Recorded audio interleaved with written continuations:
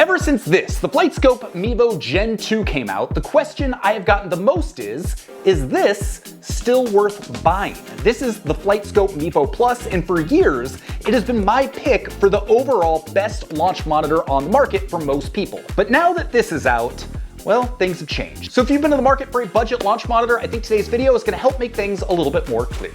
So I feel like FlightScope kind of muddied the waters a little bit, because at least as it sits right now, using this feels almost identical to using this. Yes, this got the TikTok version, it's now vertical. This is YouTube, it's landscape. But outside of that, and a few other details we're gonna talk about in a second, they basically feel like using the exact same device. The regular Gen 2 has pretty much the exact same metrics as a base level Mevo Plus. They use the same software. The setup process is identical. So trying to figure out which one to get all of a sudden is kind of confusing. So first, I'm gonna lay out what the differences between these are, and then I'm just gonna give you my thoughts on where I see FlightScope heading. I don't have any insider knowledge. I don't know where this is going to go, but I can make some fairly logical guesses based on what I know about the company and the industry. So really, there are kind of two major differences that I think are going to have the biggest impact on the most people. And one is a benefit for the Gen 2, and one is a benefit to the Mevo Plus.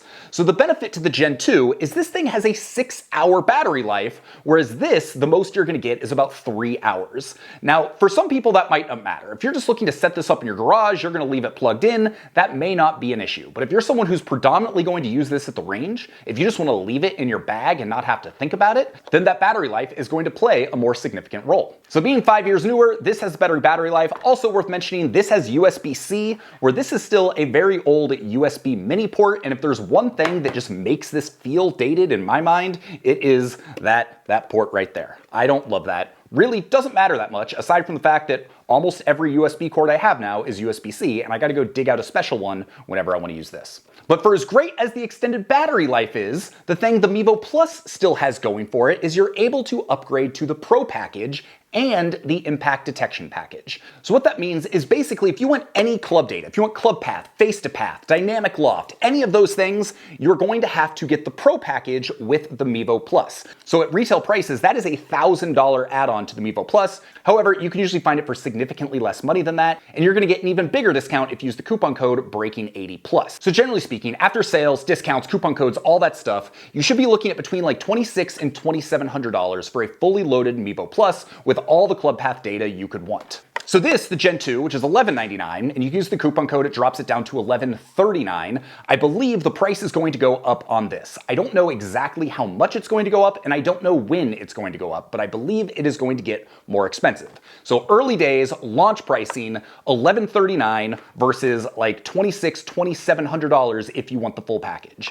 If you want the base package, Mevo Plus, it's $1,747 after discounts. So even there, you're looking at like a $500, $600 difference for essentially the exact same thing, but this one has better battery life. So on the surface, that seems like a no-brainer. There's no reason to buy a base one of these when you can get this unless, and this is the big difference, this is the big thing the Mevo Plus has going for it, you want club path data. That is going to be an upgrade, and that is not currently available on the Gen 2, and that is the biggest problem the Gen 2 currently has. Because you see, not only can you get it with the Mevo Plus, even though it's going to be quite a bit more money, there are other launch monitors in this range that don't necessarily provide a ton of club data, but both the Square and the Rapsodo provide club path, which this does not have. And it is worth noting with those two other devices that some of their data points are calculated rather than directly measured. Everything you get on the Mevo Gen 2 is actually measured, which theoretically leads to more accurate results. But if you are looking for club path data,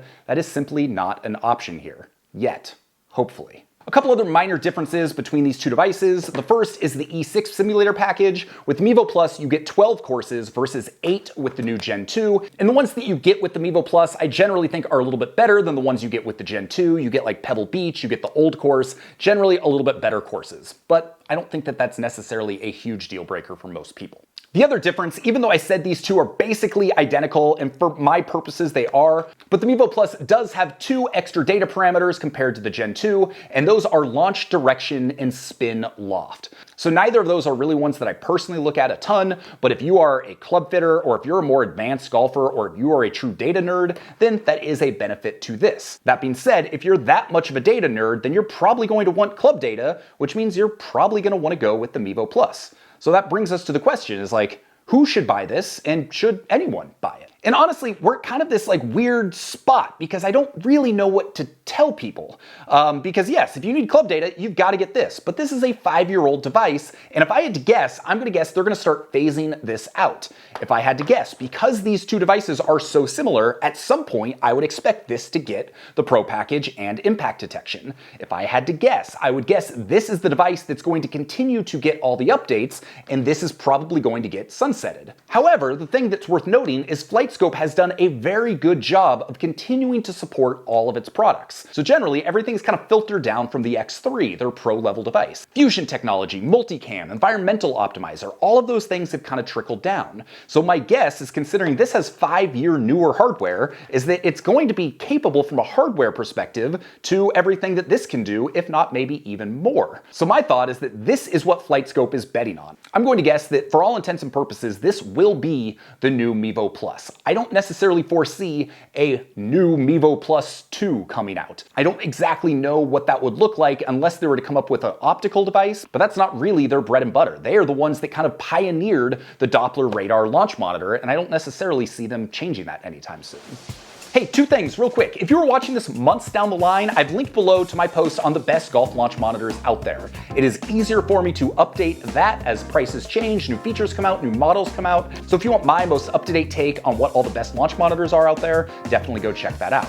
2, if you use my coupon code or if you buy any of the products that I mentioned below, I will get a commission. I do not care whether or not you buy any of these at all. My whole goal here at Breaking 80 is just to help you find the right products for your needs. If you did get value out of this video and you do decide to buy one of these products, then clicking the link using the coupon code, not only is it going to save you a little bit of money, but allows me to continue making videos like this for you. So win-win. But if you think I'm biased for whatever reason, go do your own research. There are plenty of other videos out there.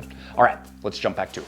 So I guess I've got a couple answers to the question of should you still buy the Mevo Plus.